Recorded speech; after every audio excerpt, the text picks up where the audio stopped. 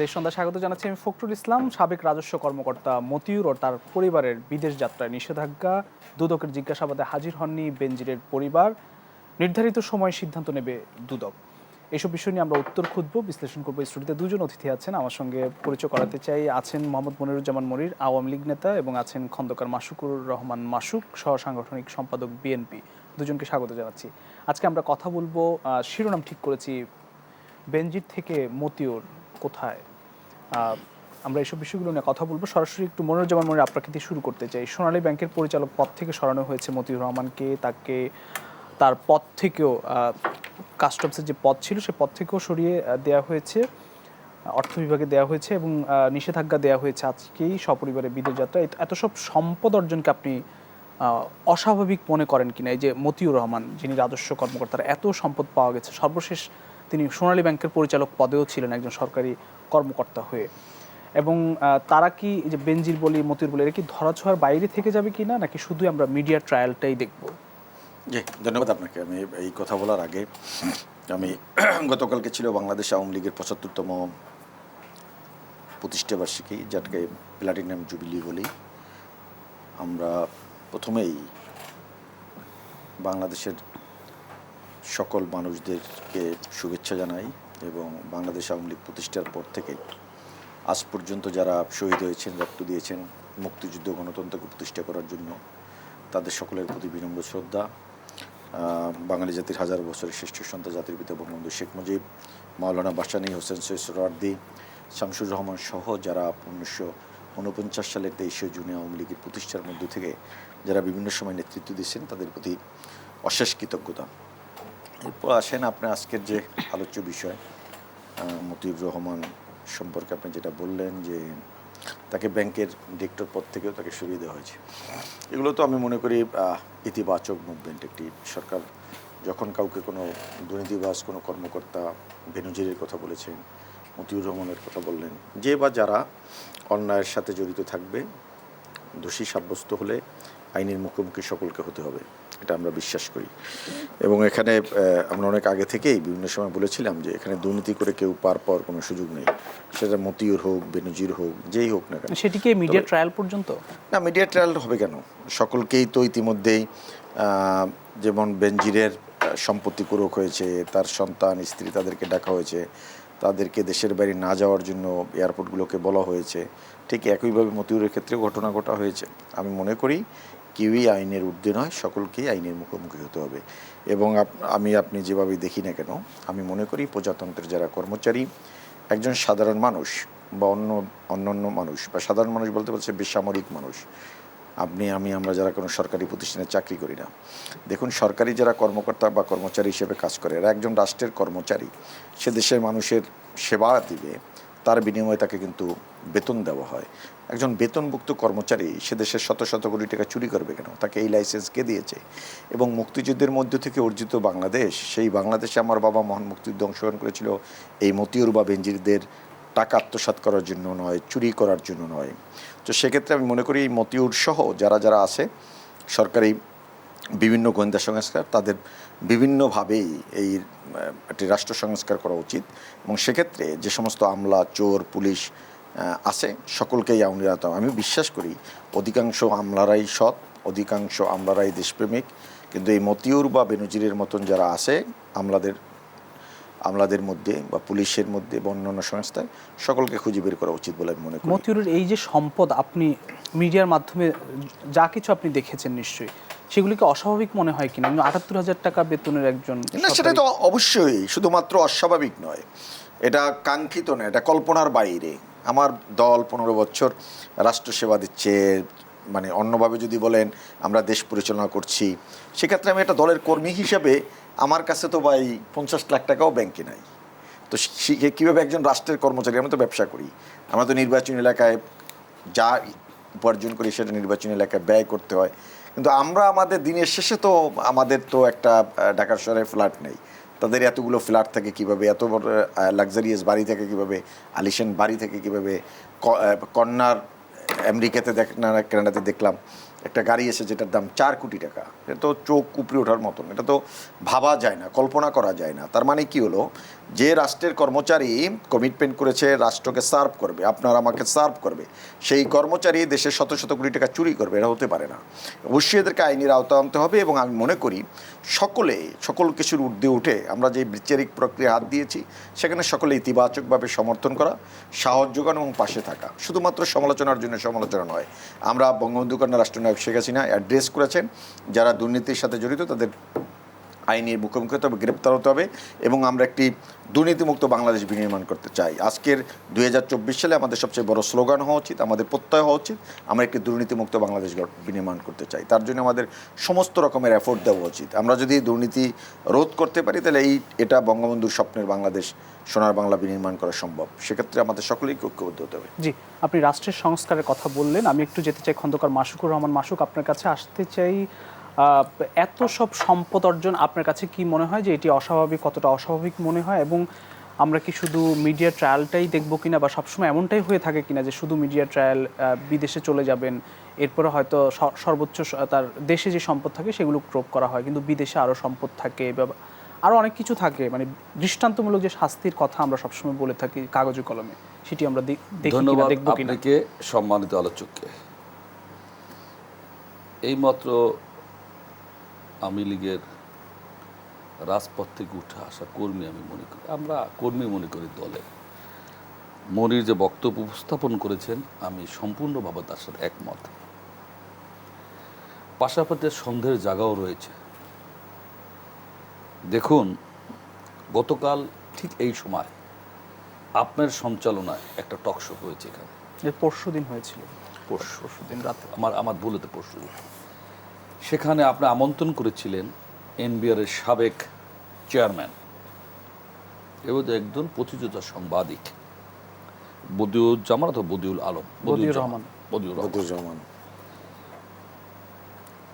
100-র মধ্যে 100% সে একটা সৎ লোক। তিনি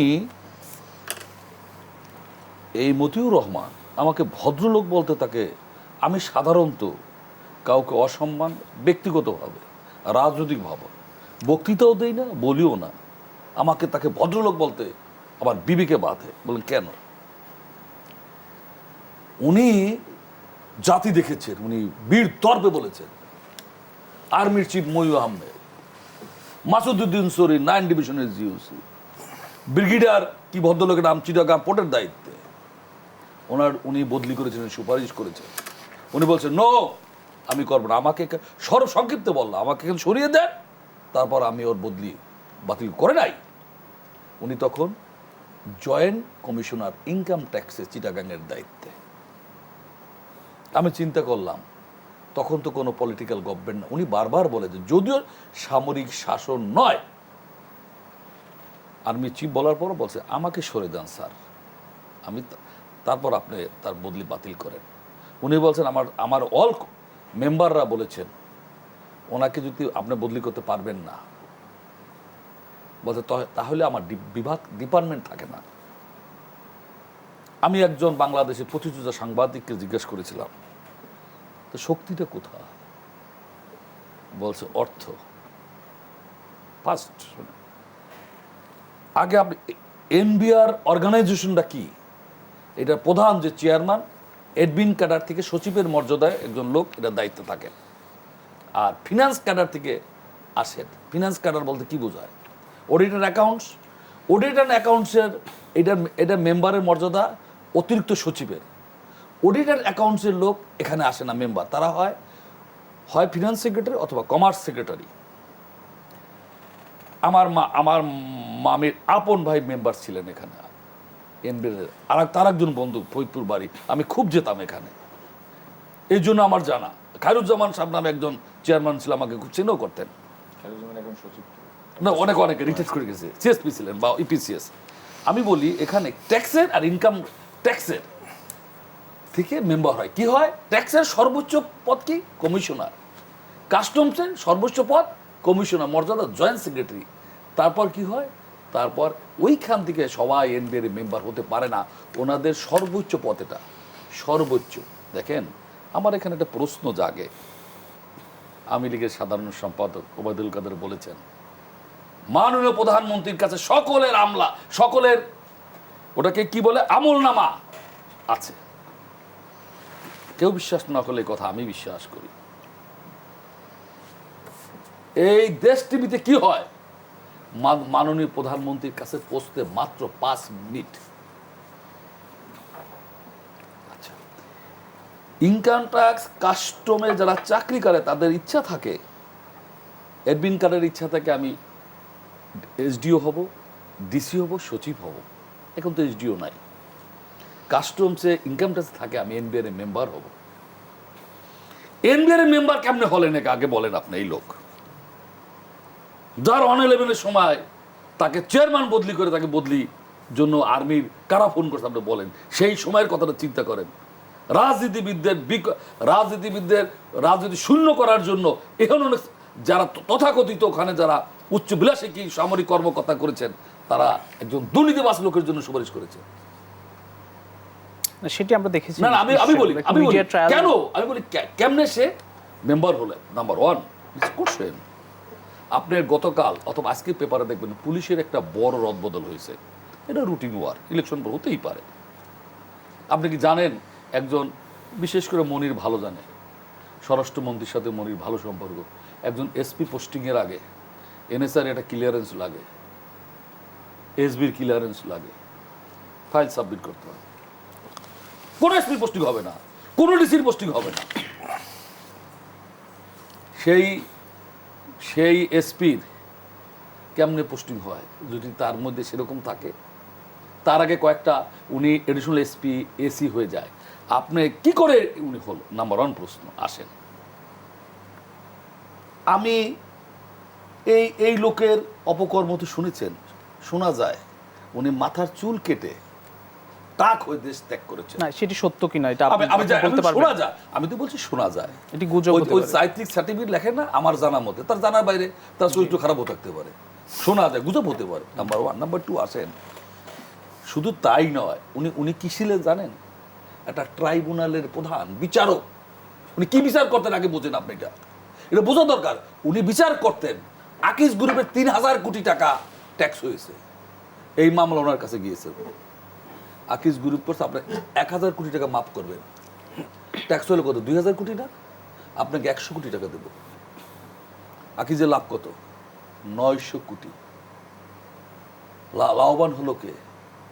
এই অসভ্য অসৎ আমলা। ক্ষতি হলো কার? রাষ্ট্রের মালিককে। আপনি, আমি, মনির, এই ক্যামেরাম্যান, দর্শক দ্বারা। এটি কি আপনি প্রতীকী বললেন না সত্য? আমি আসি, আপনি শুনেন। জি বলেন।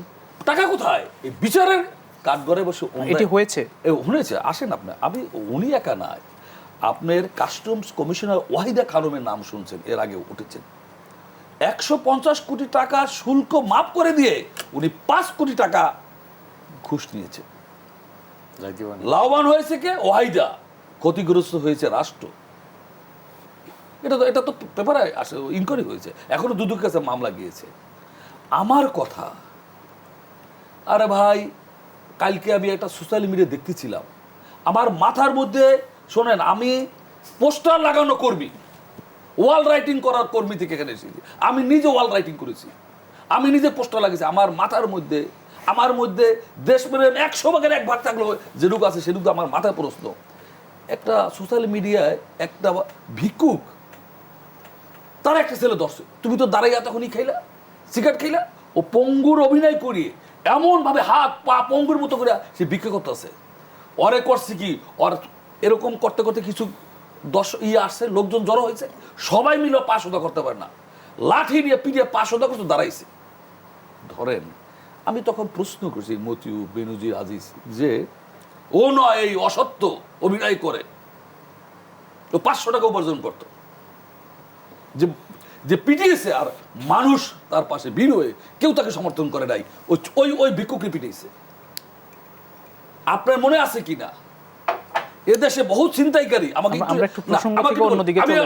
আমি ওখানে আসবেন, বহু ছিনতাইকারী আইন শৃঙ্খলা বাহিনীর ক্রস ফায়ারে মৃত্যুবরণ করেছে, অথবা জনগণের রোষানলে পরে গণপিটুনিতে মারা গিয়েছে। সে কি ছিনতাই করেছে জানেন? আমার পকেটের মানি ব্যাগ 2000 টাকা আছে, একটা মেয়ের চেন, অথবা একটা ভেনিটি ব্যাগ, আর ভাই তাকে আপনি ক্রস ফায়ার করেছেন, গণপিটানি দিয়েছেন। এদের কি করা উচিত আপনি একবার ভাবেন তো।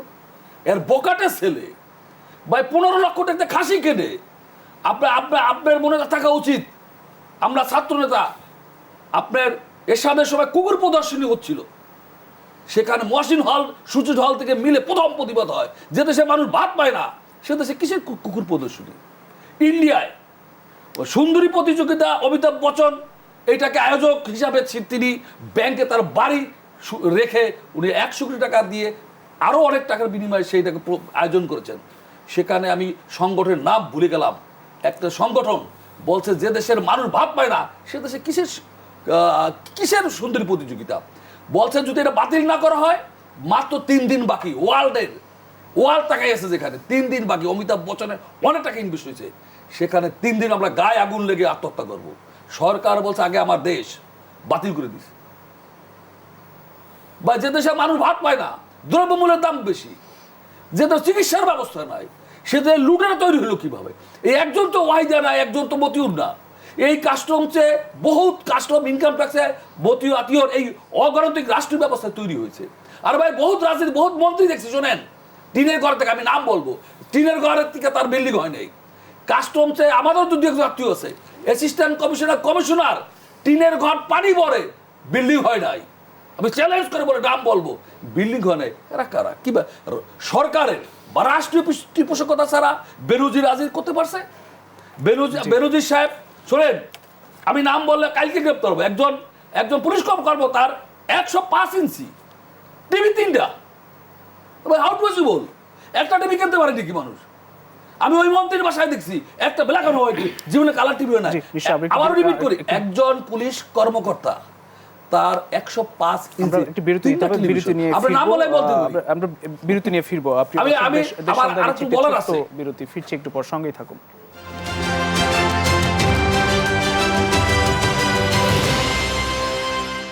বেশ, আমরা আরো একবার স্বাগত জানাচ্ছি। আমি ফখরুল ইসলাম, স্টুডিওতে 2 জন অতিথি আছেন। আমরা আবারও আলোচনায় ফিরতে চাই। মোহাম্মদ মনিরুজ্জামান মনির, আপনার কাছে আসে। আসলে গণমাধ্যমে দুর্নীতির সংবাদ আসলে আমরা দেখি টনক নড়ে, বেনজিরের কথা বলি, মতিউরের কথা বলি, এগুলো সব গণমাধ্যমের আবিষ্কার। এছাড়া আরও অনেক আছে, আপনার মিঠু, স্বাস্থ্যের মালিক, ড্রাইভার মালিক, এরকম অনেক আছে আসলে। কিন্তু এছাড়া এইসব এত সব সংস্থা আছে বাংলাদেশে, তারা আসলে কি ধরতে পারে না কেন? কি মনে হয় আপনার কাছে? প্রথমত আপনার এই জায়গাটা তো আপনাকে স্বীকার করতে হবে যে রাষ্ট্র কাউকে পৃষ্ঠপোষকতা করছে না।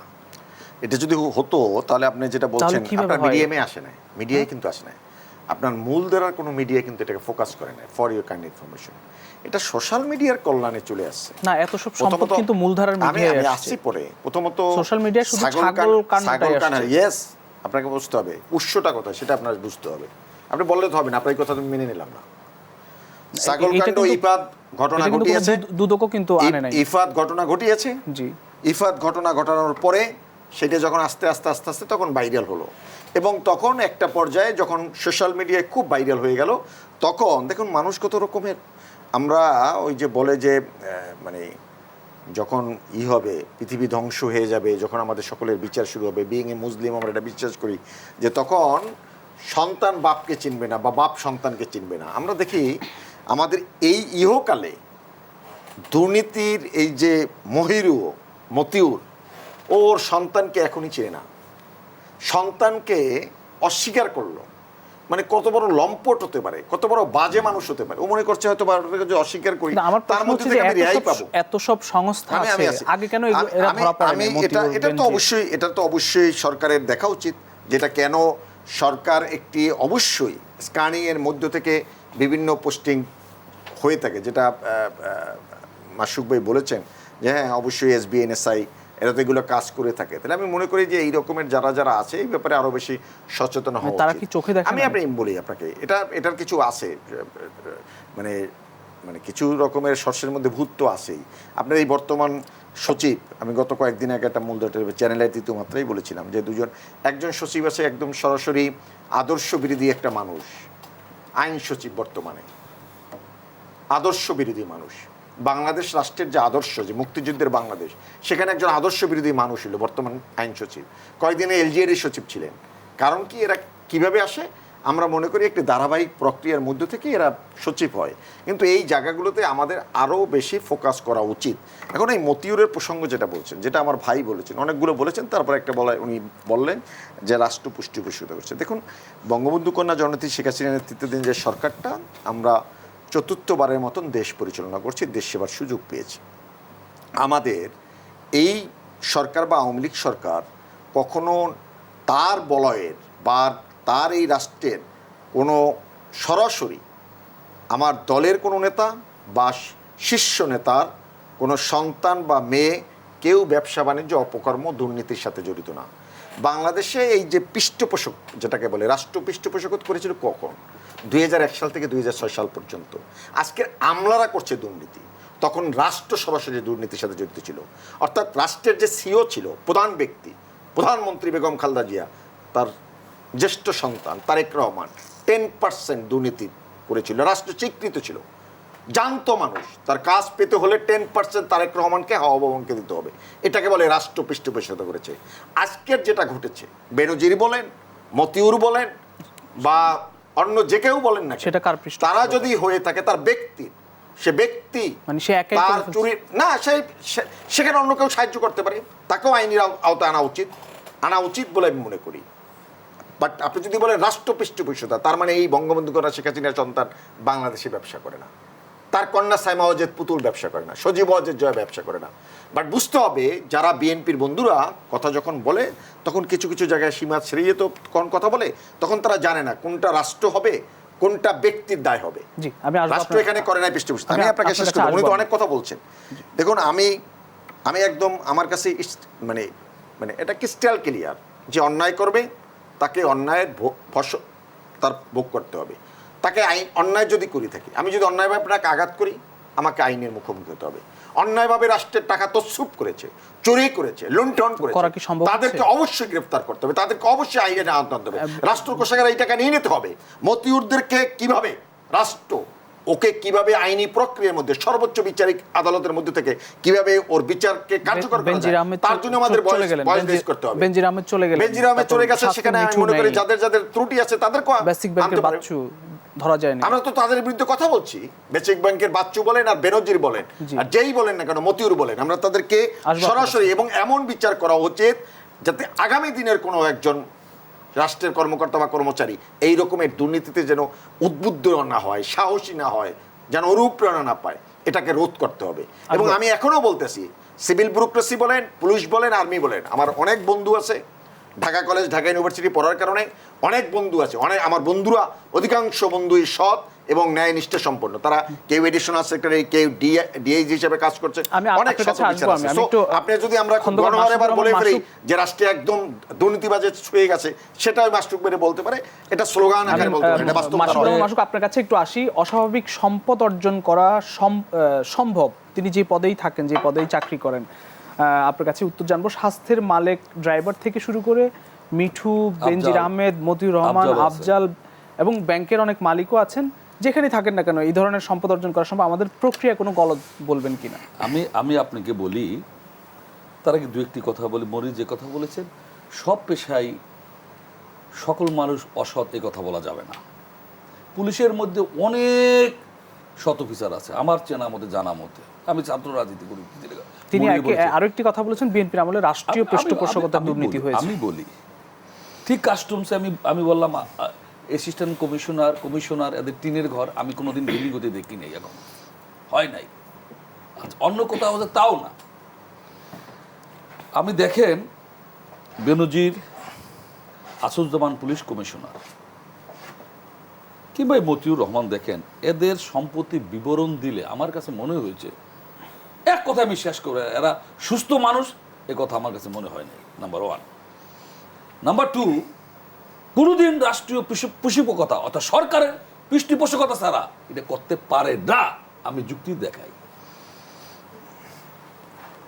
বিশেষ পুলিশ অ্যাসোসিয়েশন তারা একটা মিটিং করে গত শুক্রবার একটা বিবৃতি দিয়েছে। আমি বিবৃতিতে একাধিক পত্রিকায় প্রতিটা লাইন পড়েছি, রাজনৈতিক বক্তব্যের মতো হয়েছে। এই বিবৃতি প্রকান্তরে স্বাধীন সাংবাদিকতার প্রতি হুমকি। নিঃসন্দেহে আমি বলবো, এটা সবাই বলবে।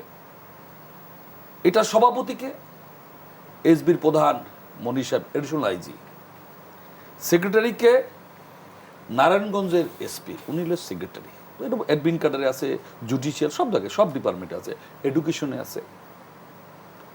তারা বিএমএ বোধহয় মিটিংটা করে এই বিবৃতি দিয়েছে। দেখেন, বিবৃতি কোথাও তারা বলে নাই যে আজিজ সাহেব, বেনজির সাহেব যদি অন্যায় করে থাকে তার বিরুদ্ধে সুষ্ঠু ব্যবস্থা হোক, এই কথা, সুস্থ ব্যবস্থা গ্রহণ করা হোক, সুস্থ তদন্ত করা হোক, কোথাও বলে নাই। এবং এরকম এরকম বলতেন যদি আমাদের মধ্যে এরকম যদি কেউ থাকে তার বিরুদ্ধে ব্যবস্থা নেওয়া হোক, কারণ আমাদের এই পুলিশ বাহিনীর মান সম্মানকে ধূলিসাৎ করতে দেওয়া যাবে। তারা বলেছে যে তাদের বিরুদ্ধে তদন্ত করতে হলে তাদের অনুমতি নিতে হবে। আমি বলি, ওনরা পক্ষান্তরে সাংবাদিকদের হুমকি দিয়েছে। সাংবাদিকরা আজকেও সম্পাদক মণ্ডলী একটা বিবৃতি দিয়েছে, দেখবেন। এটা কি কারণে? এই পুলিশের মধ্যে এখনো এই বিবৃতিদাতাদের আমি স্মরণ করে দিতে চাই। আমি যদি বলি নারায়ণগঞ্জ, গাজীপুরের এই অনির্বাচিত সরকারের মধ্যে যারা এসপি আছেন তাদের সম্পত্তি হিসাব নেন। এই যে বরিশালের ডিআইজি হাসান সাহেব ইন সার্ভিসে আছেন, তার সম্পত্তি হিসাব দেখছেন?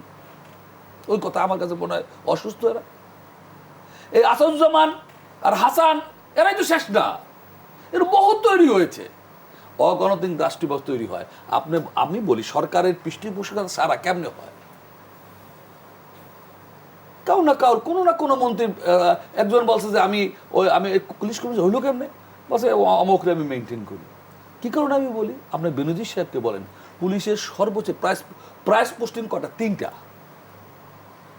পুলিশ কমিশনার ঢাকা, র্যাবের ডিজি আর আইজি। না, এর তো ভালো পথ আছে, বলেন আপনি এই কটা পোস্টিং যখন দিলেন, তার আমল নামা কি প্রধানমন্ত্রী দেখেন নাই? গোপালগঞ্জ হইলে আর ছাত্রলীগ হইলে কি আপনি তার পোস্টিং দিবেন? গোপালগঞ্জ আর ছাত্রলীগ হইলেই কি তার জন্য 7 খুন মাপ? রাষ্ট্রের টাকা তো চুপ করে, কার টাকা এটা? কার টাকা? জি, আমি আসবো আপনার কাছে। আমি আবারও একটু যেতে চাই মনিরুজ্জামান মুনির আপনার কাছে, যে রাষ্ট্রীয় পৃষ্ঠপোষকতায় খন্দকার মাসুকুর রহমান বলছেন যে এসব দুর্নীতিগুলো হচ্ছে। এই যে আমরা বিভিন্ন জায়গায় শুনেছি যে মইনুল আহমেদ ফোন করে তাকে যেন তার বদলি যেন ঠেকানো যায়, কিংবা তার সাথে আগের সাবেক অর্থমন্ত্রীদের সম্পর্ক ছিল। এগুলোকে কি বলবেন? আপনি দুর্নীতির কথা এগুলোকে কি বলবেন? অবৈধ রাষ্ট্রের ক্ষমতা আছে। মইনুল আহমেদ তদবির করছেন এই মতিউর রহমানের জন্য, কালকে পরশুদিন বলছে। এই মইনুল আহমেদ তো আমাদের সৃষ্টি না, মইনুল আহমেদ তাদের সৃষ্টি। সমস্ত প্রক্রিয়া ব্রেক করে তাকে চিফ অফ আর্মি স্টাফ বানিয়েছিল। এখন দেখুন, আমি একটা জিনিস বলি, সেটা হলো পুলিশ দীর্ঘদিন ধরে পুলিশ সম্পর্কে একটি নেতিবাচক জায়গা ছিল আমাদের। আমি কিছু ইতিবাচক আলোচনাগুলো করতে চাই। আজকের পুলিশের একটি কিন্তু ইতিবাচক ভাবমূর্তি গোটা বাংলাদেশে উঠে এসেছিল যখন বৈশ্বিক মহামারী করোনাকালীন সময়ে। আমি দেখেছি বাংলাদেশের পুলিশ কি অক্লান্ত পরিশ্রম করেছে, জীবনের ঝুঁকি নিয়ে তারা মানুষের পাশে দাঁড়িয়েছে। করোনাকালীন সময়ে যাদের বাসায় খাবার ছিল না, খাবার পৌঁছে দিয়েছে। বাংলাদেশের এই পুলিশ বাহিনীকে একটি আধুনিক এবং মানবিক পুলিশ বাহিনী গড়ে তোলার ক্ষেত্রে আমি মনে করি বীর মুক্তিযোদ্ধা আসাদুজ্জামান খান কামালের ব্যাপক ভূমিকা আছে। উনি আন্তরিকভাবে দিনরাত পরিশ্রম করে, অক্লান্ত পরিশ্রমের মধ্যে থেকে এই পুলিশ বাহিনী গড়ে তুলছেন। এবং তার মানে এই নয় যে এই 2-1 বেনিজিরের কারণে পুলিশের সমস্ত সুনাম ক্ষণ্ণ হয়ে গেল। কারণ আমার এই রাষ্ট্রের 52-53 বছর বয়স। বিএনপি তো বিভিন্ন সময় ক্ষমতা এসেছিল। বিএনপি কি একজন আসাদুজ্জামান কামালের মতন একজন মানুষকে দাঁড় করাতে পারছে জাতির সামনে যে এই আমাদের একটি আদর্শিক স্বরাষ্ট্রমন্ত্রী? কিন্তু আমি 16 বছরে আমি দেশ পরিচালনা করার মধ্য থেকে আমি কিন্তু আপনার সামনে উপস্থাপন করতে পারছি একজন আসাদুজ্জামান খান কামাল আছে আমাদের, যে গত 11 বছর ধরে অত্যন্ত দৃঢ়চেতা মানসিকতা নিয়ে দেশপ্রেমিক মানুষ হিসেবে আমাদেরকে একটি দুর্নীতিমুক্ত মানুষ হিসেবে আজকে আমাদের সেবা দিয়ে যাচ্ছে। এখন এই বেনজিরের কারণে হয়তো বা এই পুলিশ বাহিনী নিয়ে বিভিন্ন রকমের প্রশ্ন উঠেছে, কিন্তু সেই কারণে মতিউরের ঘটনায় কি এই যে নতুন করে মতিউর আসলে থেকে বেনজির ধামাচাপা চাপা পড়ে যাবে? একজন কি কামাল হারিয়ে যাবেন? কামাল সাহেবের যে তার সুনাম, এটা কি নষ্ট হয়ে যাবে? অবশ্যই সরকার জানে না, তার অক্লান্ত। ভাই আমি আপনার মতিউর কোথায়, বেনজির সাহেব কোথায় জানেন না? আমি আপনার কথার সময় তো ঢুকি নাই। এখন প্রশ্নটা হলো, মতিউর বলেন, বেনজির বলেন, সরকার যদি তাদেরকে ছেড়ে দেয়, সরকার যদি কোনো আইনি প্রক্রিয়া না যায়, তখন আপনি তাকে আঙ্গুল তুলতে পারবেন।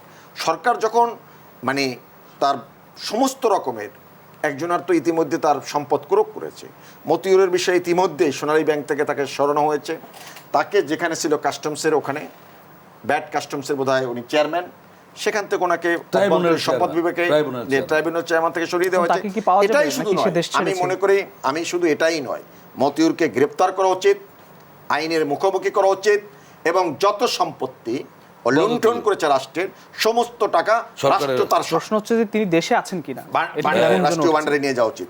দেশে আমি এখন পর্যন্ত তো আমি বলতে পারবো না, এটা রাষ্ট্রের যারা মানে রাষ্ট্র নিয়ে যারা কাজ করে, সরকারের বিভিন্ন যারা গুরুত্বপূর্ণ জায়গায় আছে, তাদেরকে আমি আহ্বান করব, এই যে বেনজির বলেন বা মতিউর রহমান বলেন, তাদেরকে গ্রেপ্তার করে আইনের মুখোমুখি করা এবং তাদেরকে এমন শাস্তি দেওয়া উচিত যে শাস্তির মধ্য থেকে আগামী প্রজন্ম একটি দুর্নীতিমুক্ত বাংলাদেশ বিনির্মাণের ক্ষেত্রে যারা সরকারি কর্মকর্তা কর্মচারী হিসেবে কাজ করবে, তারা একটা দীপ্ত প্রত্যয় নিয়ে কাজ করবেন। দেখুন 1973 সালে জাতির পিতা বঙ্গবন্ধু শেখ মুজিব আহ্বান করেছিলেন, পুলিশের একটি প্রোগ্রামে আহ্বান করেছিল, তোমাদের মাথা থেকে পাকিস্তানের ভূত নামিয়ে ফেলো, তোমরা মানবিক পুলিশ হও, তোমার মানবিক সেনাবাহিনীর অফিসার হও, যার মধ্য থেকে এই দেশের সন্তান হিসাবে দেশ বিনির্মাণে কাজ করো। এবং বঙ্গবন্ধু এই রাষ্ট্রীয় সরকারি কর্মকর্তা কর্মচারীদের ক্ষেত্রে জাতির উদ্দেশ্যে বিভিন্ন সময় যে ভাষণগুলো দিয়েছিল, এটা অনেক পুলিশ কর্মকর্তার অফিসের সামনে আছে, সচিবদের সামনে থাকেন বঙ্গবন্ধু সেই ভাষণগুলো। আমি মনে করি দয়া করে এই কর্মকর্তা কর্মচারীরা বঙ্গবন্ধুর এই ঐতিহাসিক ভাষণগুলো, এই কথাগুলো যদি ওনারা জীবনে তাদের জীবনে এটা প্রয়োগ করেন, তাহলে আমি মনে করি রাষ্ট্র বিনির্মাণে তাদের একটি ভূমিকা থাকতে পারবে।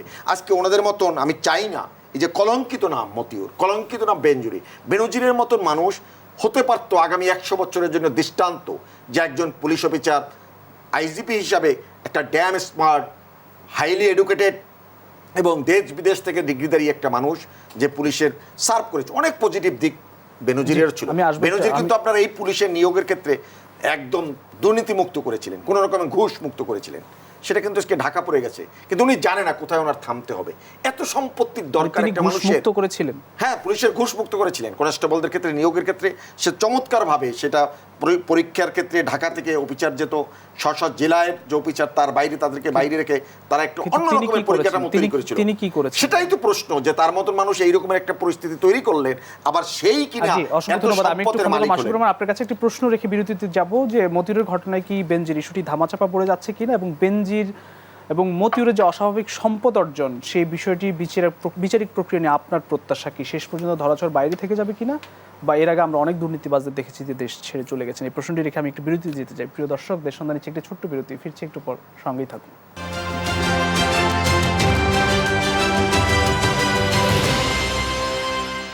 দেশ সন্ধ্যা আরও একবার স্বাগত জানাচ্ছি। আমরা সবসময় আলোচনায় ফিরতে চাই। খন্দকার মাসুকুর রহমান মাসুক, আপনার কাছে প্রশ্ন করেছিলাম, নিশ্চয় আমি আরও একবার মনে করিয়ে দিতে চাই যে বেনজির মতিউরের যে অস্বাভাবিক সম্পদ অর্জন বিষয়ে বিচারিক প্রক্রিয়া নিয়ে আপনার প্রত্যাশার জায়গা কি, এবং শেষ পর্যন্ত ধরাছোঁয়ার বাইরে থেকে যাবে কিনা?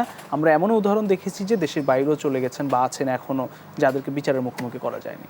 আপনার বেনজির সাহেব দেশে আছে, এই কথা আমি বলবো না, কেউ বলবে না। বেনজির সাহেবের উত্তরও দেয় নাই, বুড়াঙ্গুল দেখাইছে আপনার দুদুকে, তার পরিবারও আজকে আসেনি, তার পরিবার আসে নাই। বেনজির সাহেবের মতো লোক সর্বোচ্চ সিনিয়র সচিবের মর্যাদা ছিল, IG, inspector general of police মর্যাদার সিনিয়র সচিব। আইজির এসিআর কি লেখে জানেন? স্বরাষ্ট্রমন্ত্রী, যদিও স্বরাষ্ট্র মন্ত্রণালয়ের আন্ডার, বাট এসিআর লেখে মন্ত্রী, যেহেতু সচিব এবং আইজিপি একই স্ট্যাটাসের। আপনার আর্মির chief, defence secretary under, but আর্মির চিফের এসিআর প্রাইম মিনিস্টার আন্ডারে। না, আমি আপনাকে বলি, সেই যে লোক ইন সার্ভিস, আমি সব দুর্নীতি বাদ দেন, এটা পাসপোর্ট বানাতে পারে ভাই, এটা পাসপোর্ট বানাতে পারে ভাই। আমি গরিব মানুষ, আমার টাকা দিলেও তো আমি কব না আমার একটা 2 নম্বর বানাই দাও, ওটা কি বলে আইডি কার্ড, নকল, আমার অন্য নাম দিয়া।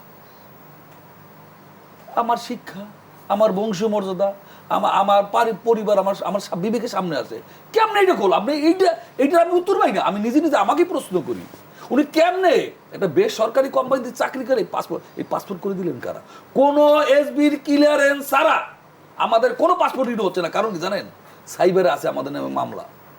বিএনপির কোন নেতা কর্মীর কোনো রিনিউ হয় নাই, বিদেশ আর 3-4 বছর পর কেউ বিদেশ যেতে পারবে না, কারণ রিনিউ হয় নাই। আপনাকে আমি একটা কথা বলি, কয়দিন আগে একটা সেমিনার হয়েছেন, আমি সাবেক পররাষ্ট্রমন্ত্রী কি বলছেন জানেন? দুর্নীতি পরায়ণ হয়ে উঠেছে আমলাদের একটি অংশ, নাম্বার 1। সাবেক পরিকল্পনা মন্ত্রী কি বলেছেন জানেন? দেশ থেকে বছরে 700-800 কোটি টাকা পাচার হয়। সাবেক পরিকল্পনা মন্ত্রী। আর একটা আপনার ভয়াবহ তথ্য দেই, কৃষি ব্যাংক যাদের নামে ঋণ দিয়েছে তাদের 4 জন 1971 সালে মারা গেছে। আমি এই আওয়ামী লীগের 17 বছর চলতে পারি না ভাই, এটা 5 লাখ টাকার একটা ক্রেডিট কার্ড করতে পারি নাই। 5 লাখ তো বিশাল, 5 লাখ টাকা তো অনেক বড় বিষয় মাসুক ভাই। আওয়ামী লীগ আমার 2 লাখ টাকা লিমিট নেই। আমার আমার 2 লাখ টাকা লিমিট নেই। একজন আওয়ামী লীগের আওয়ামী লীগের একজন আমার সাথে এরকম টকশোতে ছিলেন, সে বলছে আমি 50 লাখ টাকা লোন পাই নাই, এই কাগজ এটা, এই কাগজ সেই কাগজ, এটা দাও ওটা দাও এটা দাও এটা দাও। আমি বলি দেখেন একদম হয়রানি করে ফেলবে। আমি হয়রানি করে ফেলছি একদম।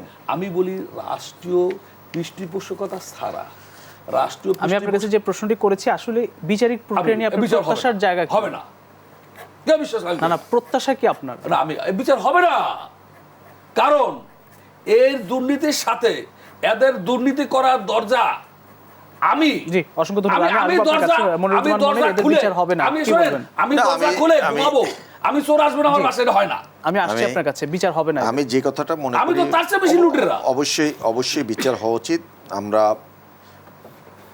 বাংলাদেশের বিচারিক আদালত পরিপূর্ণভাবে স্বাধীন, সম্পূর্ণ স্বাধীন। স্বাভাবিক আমি মনে করি যে অন্যায় করবে তাকে অবশ্যই বিচারের মুখোমুখি হওয়া উচিত এবং বিচার কার্যকর হওয়া উচিত বলে মনে করি এবং হবে বলেও আমি বিশ্বাস করি।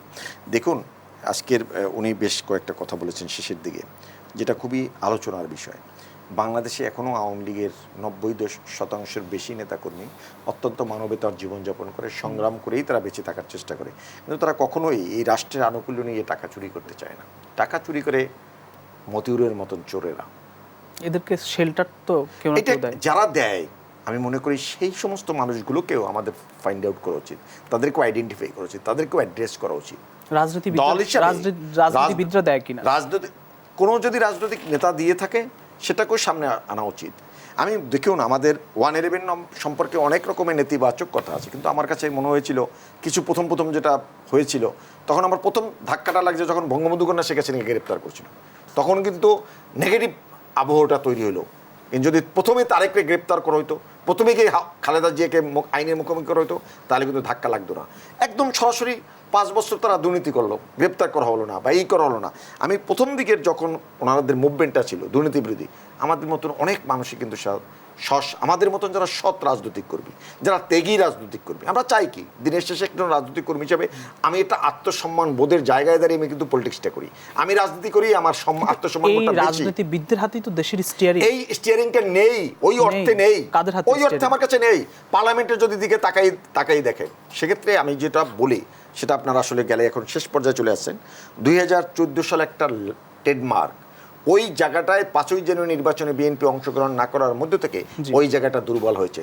রাজনৈতিক কর্মীদেরকে মূল্যায়নের জায়গাটা, বেগম খালেদা জিয়া যদি 5ই জানুয়ারি নির্বাচনে অংশগ্রহণ করতো, আমি মনে করি তৎকালীন সময় আওয়ামী লীগ তার প্রকৃত জনপ্রিয় আওয়ামী লীগ নো আপনারা ভুল করতে আছেন। এই যে কথাটা হঠাৎ করে বললেন ক্ষমতায় আওয়ামী লীগ, এটা না। খেলার জন্য আবাহনী মোহামেডান খেলায় যদি আপনার ফাইনাল খেলার দিন যদি আপনার জিততে হয়, আমরা আবাহনী এমএকারে হায়ার করতো, মোহামেডান অন্য একজনকে হায়ার করে জিতে নেওয়ার জন্য চেষ্টা করতো। কিন্তু যদি আপনার অভ্যন্তরীণ খেলোয়াড় ভালো থাকে, তাকে যদি ট্রেন আপ করে তৈরি করেন, তাহলে সেই খেলোয়াড়টা আপনার সারা জীবন থাকবে, কিন্তু এমএকারা কিন্তু সারা জীবন থাকবে না। এই বিষয়টা মাথায় রাখতে হবে। সে কারণে 14 নির্বাচনে যদি বিএনপি নির্বাচনে আসতো, তাহলে এটা কম্পিটিটিভ ইলেকশন হতো। কম্পিটিটিভ ইলেকশন হতো, তখন এটা পপুলার ক্যান্ডিডেটকে নেই। এই সমস্ত কারণে যখন 14 নির্বাচন এভাবে হয়েছে, 18 নির্বাচন বিএনপি হাফ হার্টেড খেলছে, 24 সালের নির্বাচনে বিএনপি আসেই নাই, তারা বয়কট করার নামে তারা অন্য কিছু করতে চাইছিল পিটার ডিহাসকে সামনে রেখে, সেটা পারে নাই। আওয়ামী লীগ অত্যন্ত কৌশলী ভূমিকা নিয়ে রাজনৈতিকভাবে দেশের মানুষকে সচেতন করে আমরা নির্বাচন করে আসছি।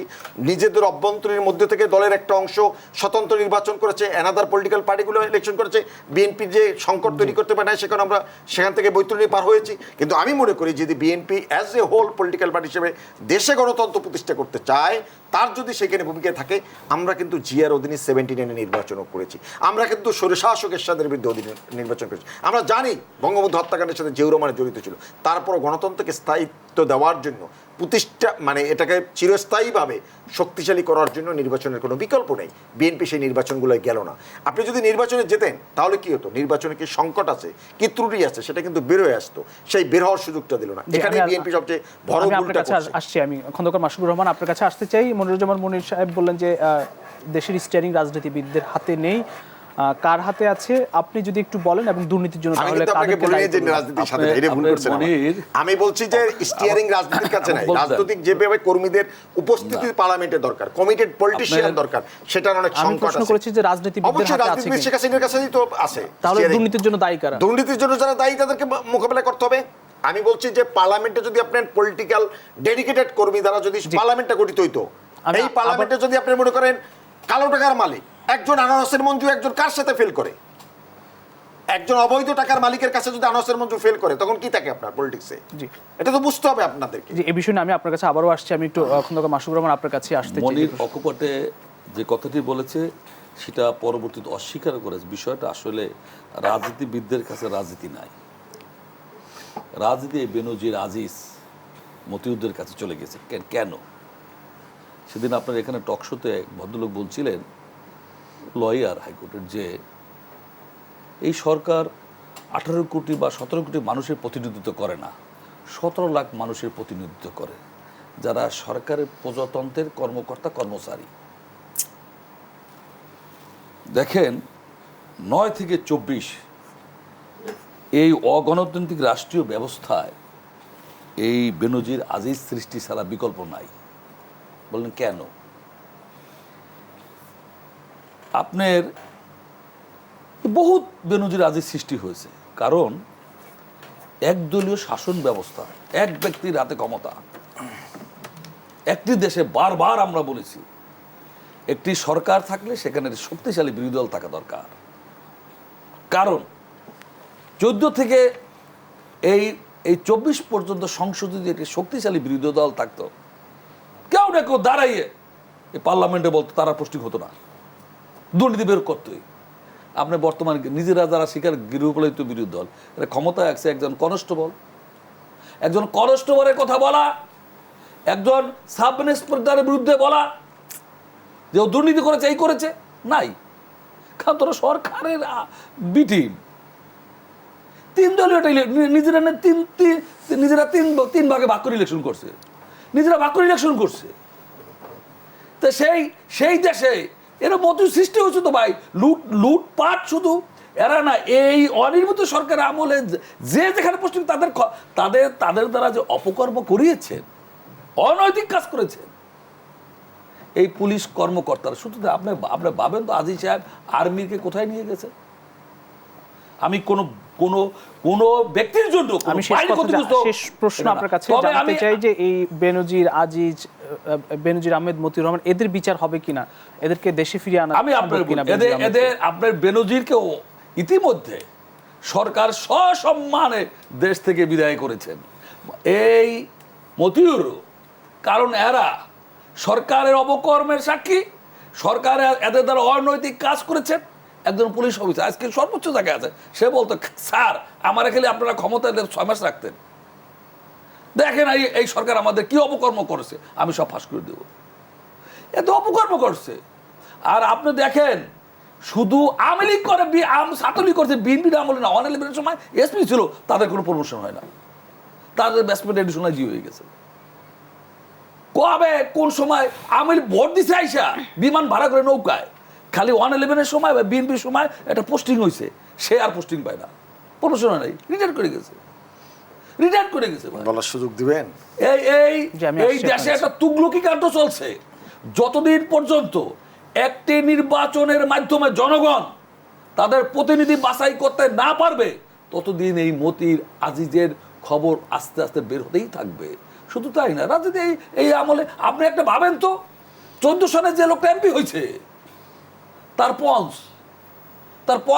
ছিল না, পঞ্চ পাইতে ইলেকশন করেছে, 1000 কোটি টাকার মালিক। আমি নাম বলতে পারি, বলেন কিছু লোকের নাম। আমি কই কোষ কি তুই ছাত্রলীগ করছে, বলেন বাদ পায় নাই ভাই, 500 টাকা নাই, 200 টাকা একজন ভাই আমাদের 200 টাকা নিচে ভাই, 1000 কোটি মানে এখন সে মন্ত্রীর মর্যাদায় আছে। হাজার কোটি টাকার মালিক কোত্থেকে আসলো ভাই? কিছু লোক- খালি আমলাদের দোষ দিবেন? কেমনে করবেন? আমি আমার পাশে দুর্নীতিবাজের বসেই রাখে আমি কিভাবে দুর্নীতিবাজের শাস্তি করব? বেনে যদি বলতো তুমি কর, তুমি কি আমার চোর বল, তুমি চোর না? তুই চোর তাহলে তুই চোর না? এর উত্তর জি, কি ভাই? নিশ্চয়ই, অসংখ্য ধন্যবাদ। আমি লুট রাষ্ট্র দেশটাকে লুটপাট করে খেয়েছে ভাই। এর বিহিত ব্যবস্থা হওয়া উচিত।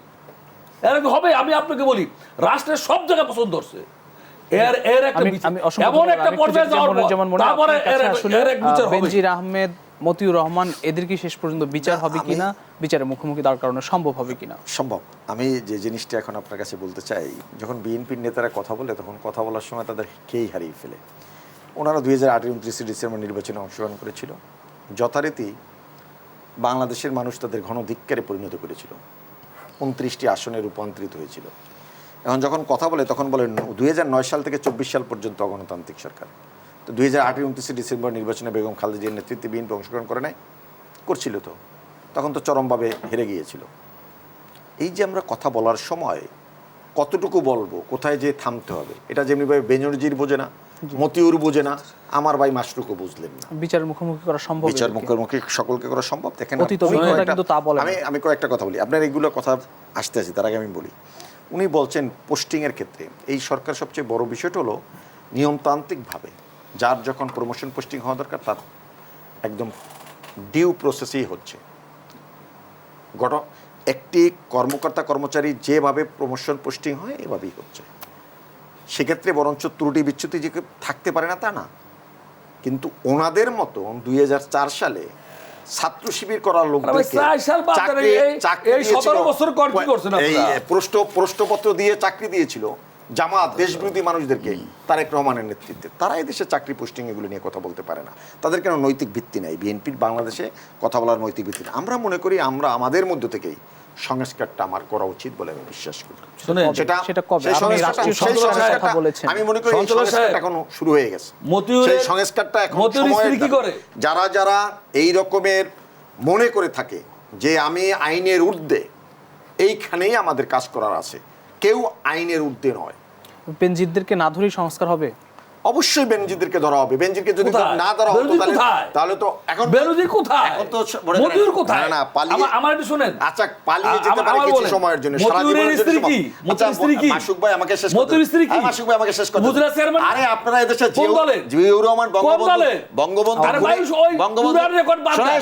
কোন দলে? বঙ্গবন্ধু কোন দলে? এক সেকেন্ড শেষ করতে দাও। আর এটা কি নিজাম আজাদ কি হয়? বলতে দি নিজাম আজাদ কি হয়? এক সেকেন্ড আত্মীয় না? কার কি আত্মীয় শুনেন না? তো মতিউরের খুঁটি। আচ্ছা আমি আপনাকে ছাত্রলীগের গোপালগঞ্জের সব মা আমাকে শেষ করতে দিবেন।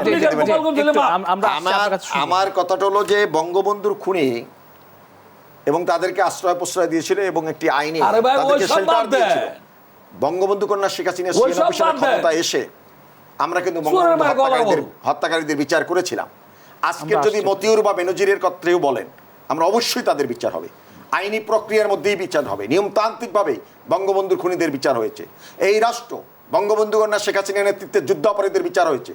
বিএনপি নামক যে দলটি মুক্তিযুদ্ধের কথা বলে, মুক্তিযুদ্ধের কথা বলে, ওরা কিন্তু তখন যুদ্ধাপরাধীদের ক্ষেত্রে কোনো কথা বলতে পারে না, যুদ্ধাপরাধীদের পক্ষে কথা বলতে পারে না। অতএব ওরা কখনোই বিএনপি বা বিএনপি জামাত এরা কখনোই গণতন্ত্রের কথা বলতে পারে না, কখনোই সমতাভিত্তিক রাষ্ট্রের কথা বলতে পারে না, আইনের শাসনের কথা বলতে পারে না, বিচারিক ব্যবস্থার কথা বলতে পারে না। বঙ্গবন্ধু আইনের শাসন সম্ভব, মানে আইনের শাসন অবশ্যই সম্ভব। আইনের শাসন আছে বিধায় তো দুর্নীতি দমন করা সম্ভব।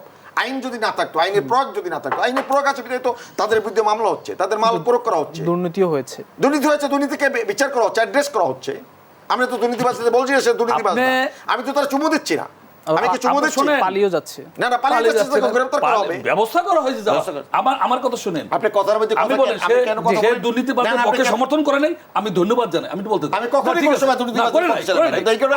আপনি বলেন, আপনি কত অগণতান্ত্রিক, আমার কথার ভিতরে আপনি বারবার ঢুকে পড়লেন। টোটাল শুনে মাসুক ভাই, এটা এইটাই হলো বিএনপি। উনি দুর্নীতিবাজদের সমর্থন আমিও করি না। আচ্ছা আমিও যদি দুর্নীতি করি আজকে এখানে বলে যাই, এরকম জানে আল্লাহ আমারও বিচার করে। আপনি শোনেন, সত্য আপনার এই যে ব্যাংকগুলো যে ডাকাতি হইল, একটার বিচার হয়েছে?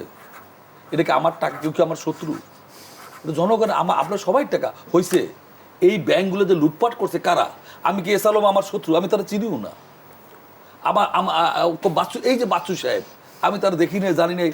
এই যে লুট করে দিল ব্যাংকটা, এ কি রাষ্ট্রের ক্ষতি হয় না ভাই? ওনার এই কাছ যে থেকে আমি 30 এই যে সেকেন্ড সময় মুদ্রাস্ফীতি, ওনার কি কাছ কারণ? থেকে ওনার কাছ থেকে ওটা সময় এই যে- নেই। এই যে না, ওনাই তো ওনাই এই যে- আমাকে অনেক এই ডিস্টার্ব যে করছে। আমি বলি, মুদ্রাস্ফীতি, এই যে এটা কি কারণ হইলো? বাচ্চুর কথা, এইসব করে এই যে আপনার- বাচ্চু, এই যে কয়েক লক্ষ আব্দুল টাকা হাই হইলো। আব্দুল হাই বাচ্চুর কথা বাংলাদেশের গণমাধ্যম এবং টেলিভিশনের সামনে এসে ঢাকা দক্ষিণ সিটি কর্পোরেশনের মেয়র ব্যারিস্টার শেখ ফজলিনুর তাপস তাকে গ্রেফতার করার জন্য আহ্বান বলছে। জানিয়েছে। আওয়ামী লীগে এই রকমের গার্ডস ধারণ হ্যাঁ। করে এই রকমের নেতৃত্ব আছে, কিন্তু বিএনপি কখনো এই রকমের গার্ডসওয়ালা নেতা নাই। কিন্তু ধরা আমাদের যায়নি, ব্যারিস্টার তাপস ধরা না, যায়নি। শফিউল আলম ধরা উদাহরণের মাধ্যমে ধরা যায় না, বলছিলেন। সেটা আরেকটা বিষয়। কেউ কখনো চুরি করে বের হয়ে যাওয়া, বঙ্গবন্ধু খুনিরা 75 পর বের হয়ে গেছে না, দেশে গণতান্ত্রিক শাসন হওয়ার পর গেছে না, আবার আইনি প্রক্রিয়ার মধ্যে থেকে তারা আনা হচ্ছে না। এখনো তো আমরা অনেকের সাথে আমাদের এই আপনার যে আমাদের যে আন্তর্জাতিক যে ভিতর থেকে আপনার আনা যায় সেই রকমের আইনি শোনেন। দুর্বলতার কারণে অনেক দেশ থেকে তো আমরা বঙ্গবন্ধুর খুনিদেরকে আনতে পারি না। আর ভাই এটা তো আছে আপনি যাইতে সীমাবদ্ধতা। দিলেন কেন? বেনজির সাহেব সীমাবদ্ধতা। যাইতে দিলেন না, কেন? এটাকে যাইতে দিছে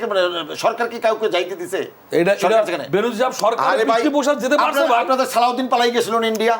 গেছে কিনা? ইন্ডিয়া সালাউদ্দিন গেছে কিনা? পালাই গেছে। সালাউদ্দিন পালাই গেছে না? ইন্ডিয়া সালাউদ্দিন আরে পালাই ভাই, গেছে। আপনাদের নেতা হচ্ছে যে সালাউদ্দিন কে আরে গ্রেফতার ভাই, করলেন? আপনাদের সিলেটের নেতা হারিস চৌধুরী, এই 13 বছর পালিয়ে রয়েছে না? কেউ তারপর ধরতে পারছে? সালাউদ্দিনের বাংলাদেশে মারা পালিয়ে গেছে। গেল কেমনে? মারা গেছে না, বাংলাদেশে মারা যাওয়ার পর তারপর আপনি- জানছে। আপনার নেতা তো জয়েন্ট আমি সেক্রেটারি ছিল আপনাকে- আমি বিএনপি। আপনাকে বলি, শোনেন। বেগম জিয়ার উপদেষ্টা ছিল। আমি আপনাকে সেও তো বলি, 13 বছর পালিয়েছিল। একটা এই কথাগুলো বলবেন না। গণতান্ত্রিক ধরেন না, রাষ্ট্র এইগুলো কথা ব্যবস্থা, বলবেন না।